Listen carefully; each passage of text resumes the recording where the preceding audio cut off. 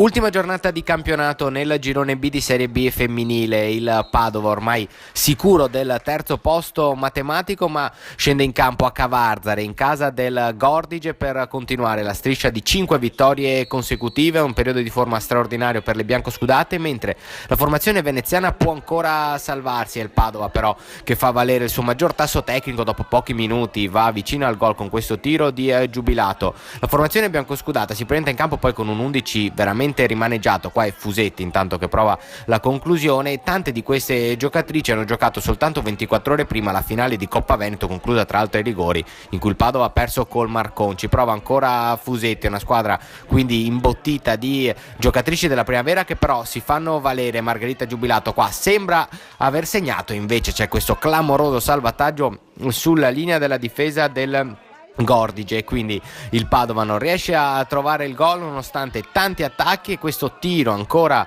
di Margherita Giubilato para il portiere Schira, e così le veneziane si fanno vive soltanto sul finire del primo tempo, prima con questo tiro di Sturato e poi con questo calcio d'angolo successivo. Il Padova non riesce a liberare, così su questo tiro di Pivetta c'è lo sfortunatissimo autogol di Marianna Fabruccio e assolutamente a sorpresa la Cenerentola Gordige passa in vantaggio alla fine del primo tempo, e così il Padova nella ripresa si getta in avanti per pareggiare. Ariana Catuzzo recupera un pallone, ci prova con il destro da fuori ma non inquadra la porta. Ancora Catuzzo che riesce a sradicare questo pallone, servire indietro per Carli, una finta, rientra sul sinistro, ottima la parata di Schira, si rimane quindi sull'1-0 per il Gordige. Poi ancora lo scambio tra Giubilato e Catuzzo. Giubilato va al cross, non libera bene la difesa e così Catuzzo può segnare con il sinistro al volo l'1-1, un risultato assolutamente meritato per il Padova che ha attaccato per quasi tutta la partita. Ripetiamo, informazione rimaneggiata, è assente anche Claudia Ferrato che ne avrà per un bel po', ma dopo 2 minuti dal pareggio l'arbitro assegna questo calcio di rigore per un fallo di Pacagnella su Melato. Rivediamo, il portiere biancoscurato non prende il pallone, travolge l'attaccante avversario, il fallo sembra esserci, così sul dischetto va Cerato con il sinistro, spiazza il portiere e riporta in vantaggio il Gordige, che a questo punto sogna anche la salvezza. Il Padova però non ci sta, Catuzzo anticipato all'ultimo dal portiere. Poi nel finale succede di tutto, 86esimo minuto,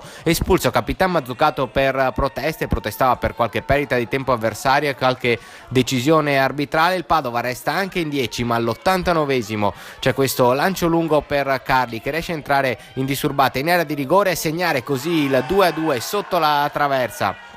Il Padova che in inferiorità numerica riesce a ritrovare il pareggio con Carli, molto bello il suo gol, ma non è finita perché le biancoscudate al quarto minuto di recupero ci credono ancora. Il lancio lungo di Domeneghetti, Carli brucia un avversario, stanchissimo il Gordige, salta anche il portiere e segna l'incredibile 3-2 per il Padova che nei minuti di recupero ribalta la sfida nonostante l'inferiorità numerica e riesce a continuare la sua striscia di vittorie. Il Gordige è condannato alla retrocessione, le biancoscudate vincono quindi 3-2 e concludono così una stagione da record che le ha viste arrivare al terzo posto in campionato, miglior risultato degli ultimi 30 anni, con 83 gol fatti e 59 punti collezionati. Si chiude qui quindi la stagione di Serie B del calcio Padova femminile, un'ottima stagione, si riproverà l'anno prossimo con ancora più ambizioni.